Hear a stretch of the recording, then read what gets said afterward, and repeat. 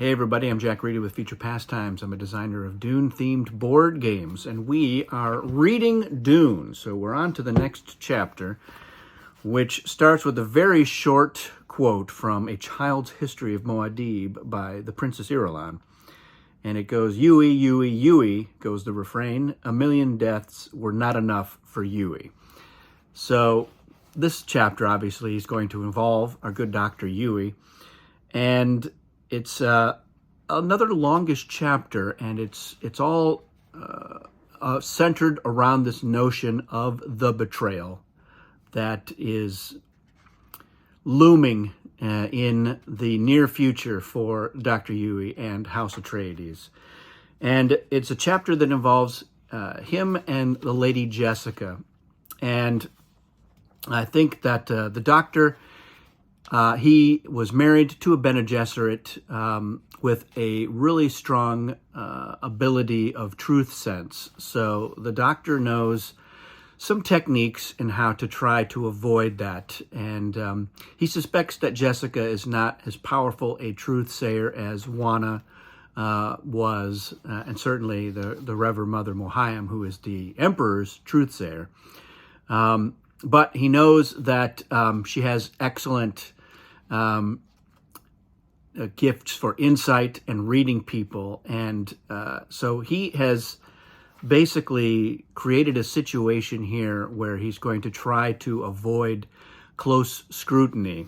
And he's staring out the window, and he's looking at the date palms that are planted there near the residency. And they're screened off from the public, so the Fremen and the residents of Arrakeen don't have access to these date palms. And there is a scene in the movie that shows these date palms. It's a scene that's not really in the book, but some of the same information that is in that scene comes from this chapter. And Yueh remarks that he's looking at the Fremen. And Jessica notices the Fremen passing by looking at the date palms, and she notices that some of them look very resentful, although some look hopeful. But Yueh says, look, it's all because of how much water it requires. It's basically the equivalent of 100 people to keep those date palms alive on a daily basis.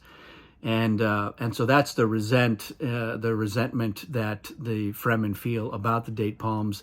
And the hope, he says, is just they're hoping that a date is going to fall off and get close enough to the gate where they can get it. But it's the wrong season, so that's not really going to happen. But the sort of trap that Dr. Yueh sets here is he's staring out the window, and he looks like he's wool gathering, and he calls her Jessica. And then immediately he's like, oh, I should not be so familiar, and I apologize. And Lady Jessica's like, well, we've known each other for 6 years, and we're well past the point of such formalities when we speak in private. And so Dr. Yueh is thinking to himself, oh, good, she's bought it. And now anything that she perceives, hopefully she will attribute to my embarrassment at what has just occurred. And for the most part, it seems to work. And they do have a long conversation about how dangerous it is to be on Arrakis. And they have a long conversation about water in general, and how, it's really strange that there's just so little water. They've dug wells, and it seems like there's going to be water then, and then it just stops producing water. And then another well that's drilled very close by will start to produce some water and then stop. And Jessica suspects that there's something else going on, and they talk about how the little information that they've got about Arrakis is largely because the Harkonnens were not sharing any information with the rest of the Imperium, if they were even bothering to learn anything about Arrakis. And when Dr. Yueh mentions the Harkonnens, Jessica, she zeroes in right away on, wow, you said that word Harkonnen, and there's just this whole underbelly of venom. And Yueh is like, oh, crap, I think I may have given it up. And he's like, the only way to get myself out of this fix is to be as absolutely truthful as possible. So he starts to say that the Harkonnens, they did something to his wife, and the actual real emotion of how upset he is about it keeps him from being able to even finish his sentence. And again, Jessica is like, oh, they must have killed her, and I don't want to open up this wound anymore. So she's now a little bit embarrassed about having mentioned it. And Dr. Yueh is able to, again, use that as cover to keep her from really perceiving what's really going on. And this whole time, Dr. Yueh is, he's punching himself because he really hates that he has to betray the Atreides, because he really admires them. He really likes them. He likes Paul. He thinks he's a great student. He likes the Duke. He thinks he's a great leader. He even likes Lady Jessica, and it's killing him that he has to do this. But he thinks, there's a chance that his wife might still be alive, and he wants to either end her torture or somehow rescue her. And, he knows maybe he's fooling himself, but if there's even a chance, he's got to take it. And so he just doesn't see any way out of this. So yeah, he's created this cover, but it's interesting because at the very end of the chapter, Lady Jessica, she's like, he's holding something back, and I should talk to him and pull it out so that I can have a clear understanding of what it is. So even with all of the stuff that Dr. Yueh has done, she still is perceiving that something is amiss. But again, because of the embarrassment that they both have experienced, ostensibly, she's like, you know what? I'm just not going to do it. It's not worth it to me, because she likes Dr. Yueh just fine. She respects him. He is basically one of the members of the Atreides family. That's kind of how they all see each other. And even when she's kind of sort of complaining about how Thufir has, his guards and investigative men's and elements everywhere, Yueh's like, oh, you're maligning the Thufir, and she's like, not at all. I'm praising him. He knows that this is what it's going to take, but it's just unfortunate because they never lived like this.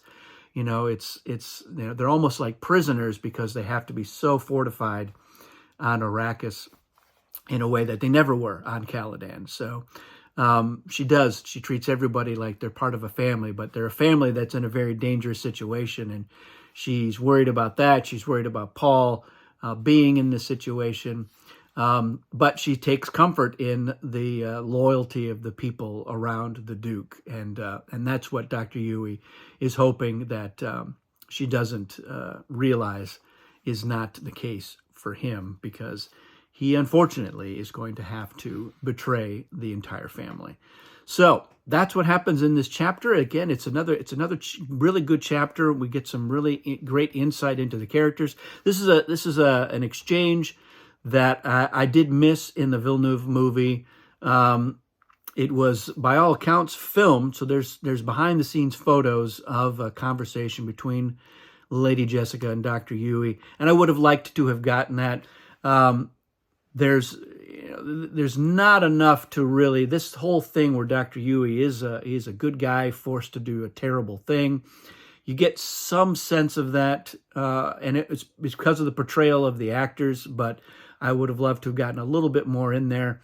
And again, this idea of the Atreides knowing that there's a traitor, which they, at this point in the book, we don't know that they don't know anything about that, but it's something that just doesn't really come up in the movie.